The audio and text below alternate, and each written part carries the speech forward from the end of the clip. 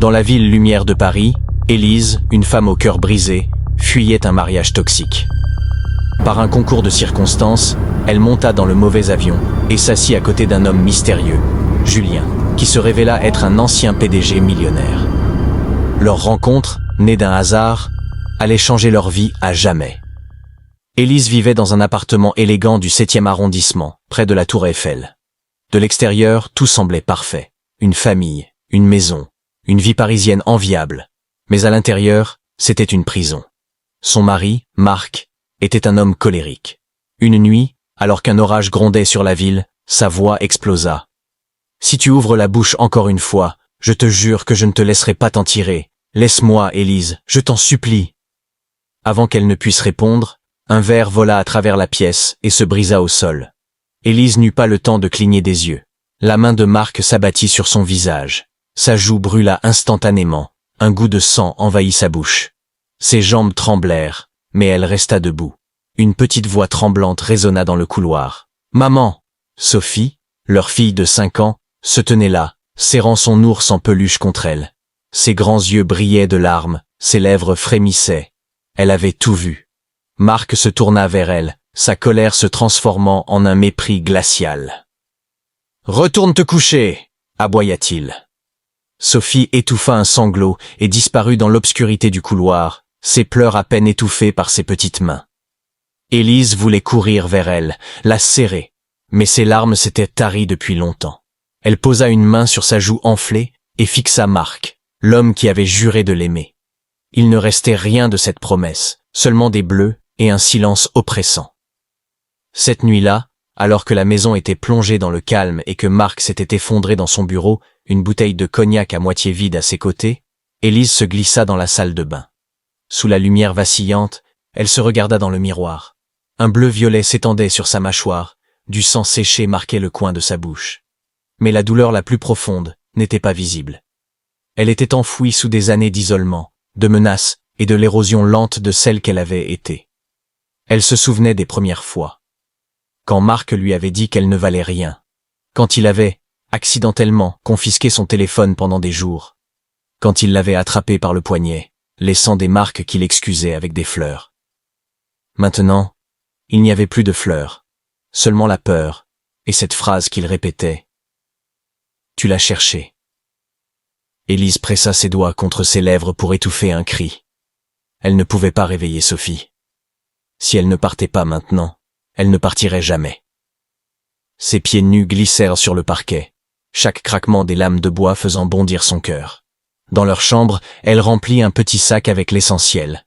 Des vêtements pour Sophie, son passeport, un vieux téléphone prépayé caché dans une boîte à chaussures derrière ses robes.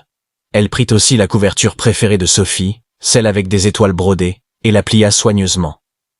Dans la chambre de sa fille, elle s'agenouilla près du lit.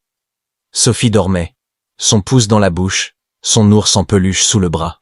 « Ma chérie », murmura Élise, « on va partir pour une petite aventure. » Sophie ouvrit les yeux, encore ensommeillée. « Papa vient avec nous ?» Élise sentit sa gorge se nouer. « Non, ma puce, juste toi et moi. » Quelques minutes plus tard, elles étaient dehors, l'air frais de la nuit parisienne mordant leur peau. Élise attacha Sophie dans le siège arrière de leur vieille Peugeot, ses mains tremblantes. Elle ne jeta pas un regard en arrière vers l'appartement. Elle conduisit à travers les rues calmes de la capitale, éteignant ses phares pendant les 10 premières minutes, son cœur battant à tout rompre. Chaque lumière dans le rétroviseur lui semblait être Marc à sa poursuite. Son plan initial était de rejoindre sa sœur à Lyon. Mais la peur brouillait son esprit. Et si Marc retrouvait son téléphone? Et s'il devinait sa destination? À une station-service en banlieue, Élise prit une décision impulsive. Elle prendrait l'avion.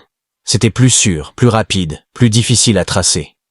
À l'aéroport d'Orly, Élise paya en liquide, serrant la main de Sophie d'un côté et le sac de l'autre. L'hôtesse, une femme aux lunettes rondes, lui tendit un billet. « Porte C23, embarquement dans 20 minutes », dit-elle. Élise ne demanda pas où allait le vol. Elle hocha la tête et avança, Sophie accrochée à son écharpe comme un chaton. À la porte d'embarquement, elle jeta enfin un œil au billet. Son estomac se serra. Bordeaux. Ce n'était pas Lyon. Mais il n'y avait pas le temps de changer, pas le temps de réfléchir. Marc pouvait être en train de la chercher. Elle serra Sophie plus fort et monta dans l'avion. L'avion était sombre, les lumières tamisées. Élise guida Sophie vers le fond, évitant les regards. Elle installa sa fille près du hublot, enveloppée dans la couverture étoilée. Quand Sophie s'endormit, Élise s'autorisa un instant pour respirer. Si je n'étais pas partie ce soir, pensa-t-elle, demain, je ne serais peut-être plus en vie. Elles ne savaient pas où elles allaient, mais elles avaient échappé à l'enfer. C'était suffisant pour l'instant. Excusez-moi, puis-je m'asseoir ici? L'avion est plein. Élise sursauta.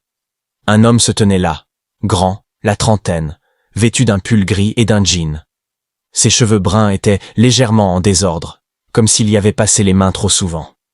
Sa voix était fatiguée, mais polie. Bien sûr, murmura Élise, se décalant légèrement. Il hocha la tête et s'assit à côté d'elle, rangeant un sac en cuir sous le siège. Pendant un moment, il n'y eut que le bourdonnement de l'avion, le bruit des autres passagers et la respiration douce de Sophie. Élise remonta son écharpe pour cacher le bleu sur sa joue. Le tissu grattait sa peau, mais elle s'y était habituée. Elle sentait qu'il l'observait, pas avec curiosité, juste avec une attention discrète. Elle se tourna légèrement vers Sophie, cachant davantage son visage. Les portes de l'avion se fermèrent avec un bruit sourd. La voix du pilote crépita, annonçant les préparatifs. Élise n'entendit rien. Elle agrippa l'accoudoir, son cœur s'accélérant, non pas à cause du vol, mais sous le poids de ce qu'elle venait de faire. Fuir, se cacher, avec sa fille, et des bleus encore frais sur la peau. L'avion décolla, un frisson traversant la cabine. Élise regarda par le hublot. Les lumières de Paris s'estompaient sous les nuages. Soudain, des larmes coulèrent. Elle avait été forte toute la nuit, pour Sophie, pour elle-même. Mais la vue de la ville qui disparaissait brisa quelque chose en elle. Elle leva la main pour cacher son visage, mais trop tard. L'homme à côté d'elle ne parla pas, ne posa pas de questions. Il sortit un mouchoir plié de sa poche et le lui tendit. Élise hésita, puis le prit. « Merci », chuchota-t-elle. Il hocha la tête et regarda devant lui. Ils restèrent silencieux plusieurs minutes. Élise essuya ses yeux, gênée. Elle respira lentement pour se calmer. Sophie bougea légèrement, puis se rendormit. La présence de l'homme n'était pas oppressante. Elle était stable, comme s'il comprenait le besoin de silence. Élise le regarda discrètement. Ses yeux fixés à la tablette devant lui, son visage marqué par une tristesse profonde, mais discrète, comme la sienne. « Vous voyagez seul ?» demanda-t-elle, surprise par sa propre audace. Il tourna la tête, ses yeux rencontrant les siens. « Oui », répondit-il, sa voix basse et calme. Élise hocha la tête. « Moi aussi, en quelque sorte. » Il regarda Sophie et esquissa un sourire doux. « C'est votre fille. »« Oui, Sophie. Elle a 5 ans. » Élise sourit faiblement. « Elle dort comme si elle se sentait en sécurité, » dit-il doucement. Élise sentit sa gorge se serrer. « J'espère, » murmura-t-elle. Le silence revint, mais il était plus léger, presque réconfortant. Élise regarda par le hublot, serrant le mouchoir dans sa main. L'homme ferma les yeux, la tête appuyée contre le dossier. Ils ne parlèrent plus pendant la première heure du vol. Mais quelque chose avait changé. 2 âmes blessées, portant chacune leur tempête, s'étaient trouvées côte à côte, peut-être pas par pur hasard. Quand l'avion atterrit à Bordeaux, les lumières de l'aéroport scintillaient comme des étoiles. Élise réveilla Sophie doucement, murmurant des mots rassurants. En descendant, la réalité la frappa de plein fouet. Elle n'avait pas de plan. Son téléphone était mort, l'adresse de sa sœur était à Lyon, et elle avait pris le mauvais vol dans la panique. Dans le terminal, les gens se précipitaient, retrouvaient leurs proches, appelèrent des taxis. Élise restait figée, perdue. L'homme, qui se présenta comme Julien, s'arrêta près d'elle, près du tapis à bagages. « Vous attendez quelqu'un ?» demanda-t-il. Élise hésita, ses lèvres s'entr'ouvrant, puis se refermant. Enfin, elle secoua la tête. « Non, je me suis trompée de destination. » Il la regarda, vraiment, puis dit doucement. « Si vous n'avez nulle part où aller, je connais un endroit. » Élise se raidit. « Je ne sais pas. »« Ce n'est pas en ville, » ajouta-t-il rapidement. « Une ferme, à 1 heure d'ici. C'est calme, isolé. Personne ne vous trouvera. Vous et votre fille serez en sécurité, au moins le temps de réfléchir. Elle le dévisagea, méfiante. Pourquoi aider une inconnue? Il soutint son regard, sans fléchir. Parce que j'ai été un inconnu qui avait besoin d'un refuge. Quelqu'un m'a aidé. Je rends l'appareil. Élise pesa ses options. Sophie frissonnait dans le froid. Un endroit calme, loin de Marc. Elle hocha la tête lentement. D'accord. Dans la vieille Renault de Julien, Sophie s'endormit à l'arrière, enveloppée dans le manteau d'Élise. Élise, à l'avant, serrait son sac, regardant les routes de campagne défiler. Julien conduisait en silence, sans poser de questions. Les phares éclairèrent les virages, comme une promesse dans l'obscurité. La ferme apparut, nichée derrière des pins, au pied d'une colline douce. La maison était modeste, avec des murs blanchis à la chaux et des lumières jaunes chaleureuses. Des fleurs sauvages bordèrent le chemin, dansant dans la brise nocturne. Julien porta Sophie à l'intérieur, pendant qu'Élise respirait l'odeur de la terre, du bois vieilli et d'un parfum floral. « C'est chez vous ?» demanda-t-elle doucement. « Pour l'instant, » répondit-il. « Il y a une chambre d'amis à l'étage, avec des draps propres. Je vais faire du thé. » La maison était accueillante. Un feu crépitait dans la cheminée, une bouilloire sifflait, une couverture était pliée sur le canapé, et des livres s'alignaient sur les étagères. Sophie dormait déjà dans le lit d'amis.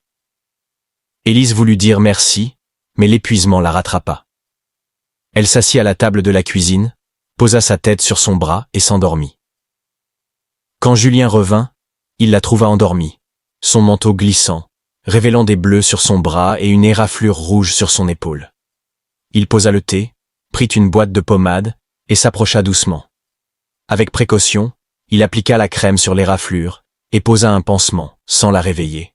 Élise bougea, ouvrit les yeux et vit la pommade. Son cœur s'emballa. « Vous ?» ?»« Pardon, » dit Julien, reculant. « J'ai vu les bleus. Je ne voulais pas qu'ils s'aggravent. Je n'aurais pas dû. » Élise remonta son écharpe, gênée, mais touchée. « Non, merci, » dit-elle doucement. Un silence s'installa, maladroit, mais pas pesant. Élise remarqua les ombres sous ses yeux, comme s'il portait un fardeau invisible. « Pourquoi êtes-vous ici ?» demanda-t-elle soudain. Julien hésita. « C'est une longue histoire. » Elle esquissa un sourire fatigué. « On a le temps. » Dans cet instant, quelque chose passa entre eux. Pas encore de la confiance, mais une étincelle de connexion. Deux âmes blessées, dans une maison silencieuse, se sentaient un peu moins seules. Le lendemain soir, Élise était sur la terrasse de la ferme, regardant le soleil se coucher sur les champs. Sophie dessinait près de la cheminée, à l'intérieur. L'air sentait la terre et les pins, et pour la première fois, il n'était pas chargé de peur. Julien sortit avec 2 tasses de thé à la camomille, et s'assit à côté d'elle, respectant son silence. Après un long moment, Élise parla. « Je ne pensais pas que je m'échapperais un jour. » Julien écouta, immobile. Au début, c'était des mots durs, des cris. Puis il jetait des choses, me donnait des claques, et ça a empiré. Il s'excusait, achetait des jouets pour Sophie, promettait de changer. Mais ça recommençait. Il contrôlait tout, mes amis, mes sorties, mes vêtements. J'ai arrêté de voir ma famille. Il pensait que j'étais juste occupé. Elle serra sa tasse, ses doigts tremblants. Une nuit, j'étais enceinte de 6 mois. Il était ivre, il pensait que je cachais de l'argent. Il m'a traîné par les cheveux, a claqué une porte sur mon épaule. 2 jours plus tard, j'ai perdu le bébé. Julien serra les poings, mais resta silencieux. Élise détourna les yeux, retenant ses larmes. L'hôpital a dit que c'était une complication naturelle. Marc a raconté à tous que j'étais tombée dans l'escalier. J'ai presque cru que c'était ma faute, que si j'avais été meilleure, plus obéissante. Sa voix se brisa. Julien tendit la main, mais s'arrêta. Élise glissa ses doigts vers les siens, les touchant doucement. « Je suis restée pour Sophie », murmura-t-elle. Mais la semaine dernière, il m'a frappé devant elle. Elle a crié, elle a essayé de me protéger avec ses petits bras. J'ai su qu'il fallait partir. Une larme coula. Julien la regarda. « Tu as fait la chose la plus courageuse qu'on puisse faire. » Élise rit tristement. « Je me sens lâche. »« Non, dit-il fermement. Les lâches ne protègent pas les autres. Les lâches ne courent pas vers la liberté quand tout est contre eux. Élise le dévisagea. Tu parles comme quelqu'un qui comprend. Julien soupira, posant sa tasse. Ma sœur Camille était merveilleuse. Elle chantait tout le temps, adorait les étoiles, pouvait nommer les constellations en plein jour. Elle sortait avec un homme qui semblait parfait aux yeux de tous. Mais en privé, il l'insultait, la manipulait, l'isolait. Je ne l'ai pas vue.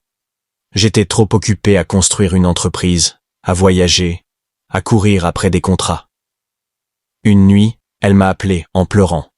J'ai dit que je rappellerais. Je ne l'ai jamais fait. Il s'arrêta, la gorge nouée. 3 jours plus tard, elle est morte d'une overdose. Ils ont dit que c'était un accident. Je sais que non. Élise mit une main sur sa bouche, les yeux pleins de larmes. J'ai quitté mon poste de PDG le mois suivant. Je ne pouvais plus regarder un chiffre ou un rapport. J'ai vendu presque tout, acheté cette ferme pour essayer de respirer à nouveau. Élise l'enlaça, tremblante. Il la serra en retour, leur douleur se mêlant dans une étreinte silencieuse. Quand ils se séparèrent, Julien murmura « Ici, personne ne te fera de mal. » Élise hocha la tête. Pour la première fois depuis des années, elle le croyait. Une lueur d'espoir naissait en elle. Quelques jours plus tard, Élise était dans la cuisine, apportant une tasse de thé à Julien. Elle voulut fermer son ordinateur portable, mais un article attira son attention. Le milliardaire disparut. L'effondrement silencieux de Julien Dupont. Il racontait comment Julien avait cofondé une entreprise d'intelligence artificielle révolutionnaire, comment il était un génie, un visionnaire. Puis vint la tragédie, la mort de sa sœur, un scandale dans son entreprise, sa démission soudaine. Il avait disparu, certains parlaient d'une dépression, et maintenant, il était là, dans une ferme, à aider une femme en fuite. Quand Julien entra, Élise se tourna, troublée. « Pourquoi ne m'as-tu pas dit qui tu étais ?» Il baissa les yeux. « Parce que je ne voulais pas que ça compte. » Élise croisa les bras, blessée. « Mais ça compte. Tu es quelqu'un que le monde entier connaît. Moi, je suis juste une femme qui a fui avec sa fille dans un sac. » Julien s'approcha, mais garda ses distances. « Je ne veux rien de toi, Élise. Je voulais que tu me voies sans tout ça. L'argent, les titres, la tragédie. » Élise détourna le regard, les larmes montant. « J'ai passé ma vie à me sentir inutile, à mendier le droit de respirer. À côté de toi, je me sens encore plus petite. » Julien soupira. « Tu appartiens là où tu te sens en sécurité. » Élise murmura. « Je ne fais pas partie de ton monde. » Julien hocha la tête, la gorge serrée. « Si tu dois partir, je comprends. » Élise s'attendait à ce qu'il la retienne. Il ne le fit pas. Cela fit plus mal qu'elle ne l'aurait cru. Le lendemain, Élise partit avec Sophie, laissant une note sur la table. « Merci pour tout. J'espère que tu trouveras la paix. » Julien trouva la note plus tard, seul dans la cuisine. Il ne pleura pas, mais il sentit un vide. Il manquait le rire d'Élise, les pas de Sophie sur le plancher. Cette nuit-là, sur la terrasse, il murmura dans l'obscurité. « Je veux qu'elle revienne. » Le lendemain, il passa des coups de fil et commença à chercher. Élise et Sophie arrivèrent dans un refuge à Bordeaux, un bâtiment simple qui sentait la lavande et le propre. Une coordinatrice les guida dans une pièce chaude, avec un mur peint de tournesol éclatant. Pour la première fois depuis des semaines, Élise respira librement. Le refuge devint plus qu'un abri. C'était le premier endroit où elle ne se sentait plus traquée. Les employés offraient un soutien juridique, des conseils, et même une inscription à l'école pour Sophie. La nuit, Élise s'asseyait près du lit de sa fille, écoutant sa respiration douce, sentant le poids de la survie s'alléger. Le divorce fut rapide. Élise se tenait devant le juge, les mains tremblantes, mais la voix ferme. Elle, idéale réponse. Elle présenta des preuves, des photos, des dossiers médicaux, le témoignage d'un voisin qui avait appelé la police une fois. Le juge écouta en silence. Marc ne se présenta même pas. Quand le verdict tomba, garde complète pour Élise et une ordonnance de protection, elle ne pleura pas dans la salle. Elle attendit d'être dehors, sur les marches du tribunal, le soleil réchauffant leur visage. Sophie leva les yeux. « Maman, on est vraiment libre maintenant ?» Élise la serra fort. Oui, ma chérie, on l'est. Des semaines passèrent. Élise commença à aider au refuge, d'abord avec des tâches simples. Ranger des vêtements, nettoyer, lire des histoires aux enfants pendant que leur mère parlait aux conseillers. Sa force tranquille attira les autres femmes. Elles venaient vers elle, partageant leurs histoires, trouvant du réconfort dans son écoute. Bientôt, elle anima des groupes, racontant son parcours. Elle ne prétendait pas avoir toutes les réponses, mais elle offrait quelque chose de plus précieux. La preuve qu'on pouvait s'échapper, que la vie après pouvait être belle. Un après-midi, alors qu'elle triait des dons, une employée lui tendit une enveloppe. À l'intérieur, une lettre manuscrite. « Chère Élise, j'étais dans ton groupe il y a 2 mois, au fond de la salle. Tu ne m'as pas vu pleurer, mais j'ai pleuré. Je n'avais jamais parlé de ce que mon mari me faisait. Je pensais que je devais rester. Mais après t'avoir entendu, j'ai fait un plan. J'ai attendu qu'il soit au travail. J'ai pris mon fils et je suis parti. On est dans un autre refuge maintenant. Ce n'est pas facile, mais on est en sécurité. Merci d'avoir été courageuse en premier. Grâce à toi, j'ai cru que je pouvais l'être aussi. » Élise lut la lettre 3 fois, puis s'assit sur un banc, laissant couler des larmes de joie.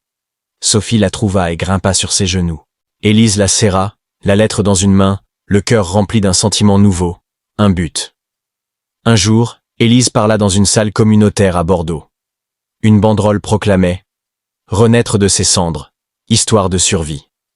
Sophie était au premier rang, rayonnante de fierté. Élise ajusta le micro, les mains moites.